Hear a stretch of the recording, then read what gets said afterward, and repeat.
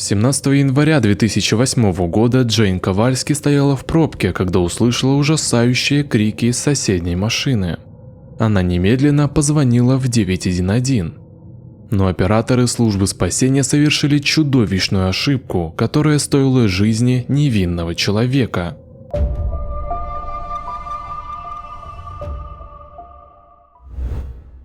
Натан и Денис познакомились в средней школе. Она была застенчивой и замкнутой, а он популярным и спортивным. После того, как Натан закончил школу, а Денис была еще старшеклассницей, она набралась смелости и пригласила его на свидание. Это было немного неловко, потому что мы только что встретились, и знаете, День Святого Валентина уже наступил. Мы оба не знали, что нам делать. Мы влюбились. В итоге я подарил ей маленькое колечко с сердечком. Через 17 месяцев Натан и Денис поженились. Они очень хотели создать семью, и к тому времени, когда девушке исполнился 21, она уже была мамой двоих маленьких мальчиков. 17 января 2008 года в 11:20 Натан позвонил жене с работы.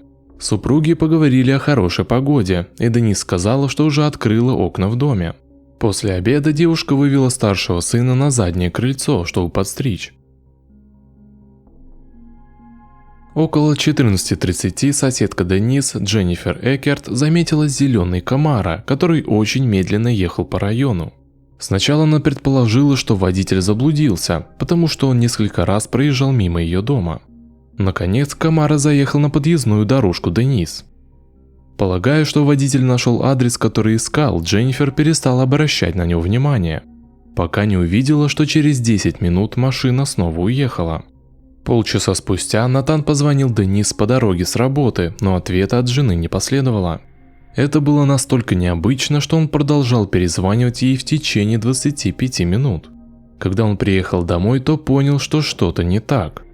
Его дети были одни в доме, ключи и мобильный телефон жены лежали на своем месте. И помните, как Денис сказала, что оставила окна открытыми? Я начал волноваться, а потом посмотрел на окна. Я заметил, что в доме жарко, и я заметил, что окна были задвинуты, но они не были закрыты или защелкнуты, как будто кто-то в спешке задвинул их. Затем Натан позвонил в 911. Служба спасения округа Сарасота. Да, я нахожусь по адресу 7912 Латур-авеню. Я только что вернулся с работы, а моя жена, я не могу ее найти. Мои дети были в доме, я не знаю, где она, я обыскал все места. Натан поступил очень умно. Он позвонил своему тестю, детективу Рику Гоффу. Я говорю: «Эй, ребята, не хотите зайти к нам поесть?» Это первое, что я спросил у него, а он говорит: «Я не могу, Денис пропала». Связи Рика с полицией позволили ему сделать несколько телефонных звонков и добиться серьезного отношения к делу его дочери. Мало того, он убедил своих коллег-полицейских, что Натан точно не виновен. Поэтому после опроса соседей полиция Сарасоты получила наводку от Дженнифер о зеленом Камаро. Тем временем мужчину по имени Гарольд Макслоу посетил его двоюродный брат Майкл Кинг. Подъехав к дому Гарольда на зеленом Камаро, Майкл вышел из машины и попросил одолжить лопату, канистру с бензином и фонарик. Гарольд поинтересовался, для чего ему эти предметы. Майкл тогда рассказал, что его газонокосилка заглохла в канаве. Затем Гарольд услышал женский голос, кричавший: «Вызовите полицию» с заднего сиденья машины. Я развернулся, начал идти туда, и он сказал: «Не беспокойся об этом», и ушел. Самое удивительное – это то, что Гарольд не вызвал полицию. Позже он сказал, что это произошло потому, что он знал, что у Майкла часто случаются драмы в отношениях. И подумал, что это просто еще один такой же случай. Но мужчина явно переживал по этому поводу и сразу позвонил своей дочери Сабрине и рассказал о произошедшем. Сабрина, в свою очередь, позвонила в 911. Куда он мог поехать с этой женщиной? Он зашел в дом моего отца, одолжил лопату, газовый баллон и что-то еще. Хорошо, мы уже ищем эту женщину. Вы молодец, что позвонили нам и дали эту информацию. Сабрина сказала службе спасения, что ее дядю зовут Майкл Кинг. Тот факт, что он ездил на зеленой Камаро, был сильным намеком на то, что именно он похитил Денис. Пока Майкл был занят сбором вещей, Денис удалось украсть его мобильный телефон и позвонить в 911 из машины. Аудиозапись этого звонка нечеткая, но вы все равно можете услышать, как Денис блестяще пытается ответить на вопросы оператора, не сообщая Майклу, что он разговаривает по телефону. «По какому адресу вы находитесь? Куда мы едем? Из-за того, что ты сделала, мне теперь приходится постоянно ехать в обход. Наверх или куда?» Разговор длился почти 6 минут, после чего Майкл понял, что Денис завладела его телефоном. К сожалению, полиция не смогла отследить звонок, но они получили информацию о примерном районе по сигналам мобильного телефона. Около 18:30 Джейн Ковальски сидела в пробке, когда услышала крики из соседней машины на светофоре. Просто ужасающий громкий крик, я никогда не слышала ничего подобного. Я повернулась и увидела мужчину, я посмотрела на него с выражением: «Что происходит в вашей машине?» Вы установили зрительный контакт? О, конечно, но вдруг после этого появилась рука и начала стучать в пассажирское окно. Полагая, что стала свидетельницей похищения ребенка, Джейн Ковальски позвонила по номеру 911. Вот тут-то все и пошло не так. Звонок Джейн был направлен не в полицию Сарасоты, которая занималась делом Денис, а в полицию округа Шарлотт.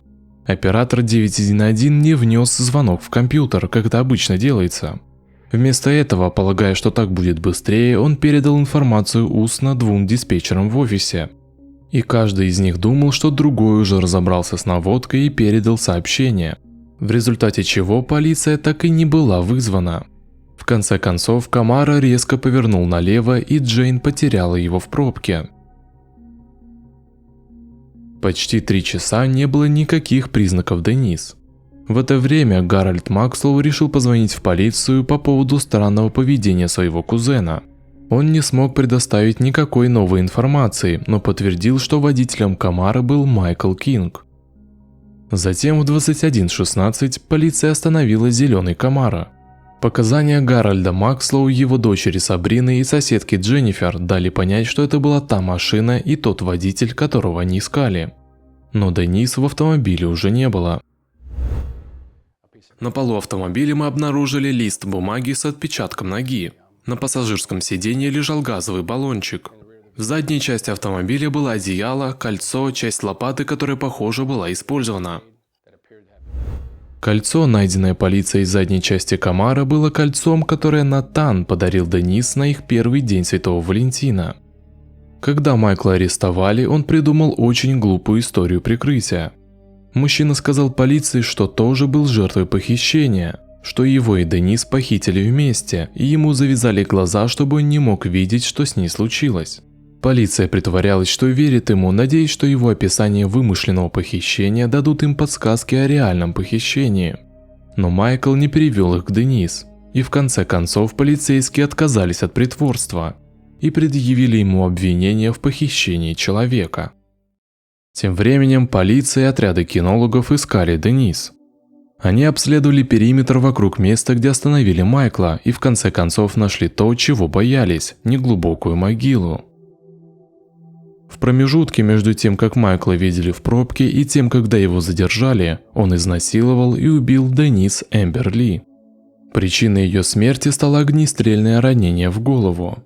Между Майклом Кингом и Денис никогда не было обнаружено никакой связи. Насколько мы можем судить, похищение было совершенно случайным. Улики, найденные в машине Майкла, в сочетании с показаниями очевидцев и тем фактом, что его ДНК был на ее теле, сделали совершенно очевидным, что Майкл Кинг похитил, изнасиловал и убил Денис. Его команда защиты пыталась представить историю о том, что у Кинга был сообщник, то есть он признался в похищении и изнасиловании, но сказал, что возможно кто-то другой совершил убийство. Это была явная чушь, и Майкл Кинг был приговорен к смертной казни. В настоящее время он находится в камере смертников во Флориде. Только после того, как тело Денис было найдено, выяснилась самая большая ошибка в этом деле. Узнав об аресте Майкла Кинга, Джейн Ковальски обратилась в полицию, полагая, что они захотят поговорить с ней как со свидетелем. Но поскольку ее звонок был перенаправлен не в тот округ, полиция Сарасоты даже не слышала о ее звонке. Я не знала, кто она, но я определенно узнала его. И я была такая: боже мой, я не могу в это поверить. В итоге я позвонила в полицейский департамент Сарасоты и сказала: я звонила в 911, вам нужна еще какая-нибудь информация от меня? И они не знали, кто я такая. Невозможно сказать, что произошло бы, если бы звонок Джейн Ковальски был зарегистрирован должным образом, или если бы диспетчеры прислали машину. Но этот телефонный звонок длился 8 минут, и Ковальски сообщила диспетчерам точное местонахождение Камара, когда Денис была еще жива. В то время в радиусе 1 километра находилось 4 патрульных машины. Вполне вероятно, что эта ошибка стоила Денис жизни.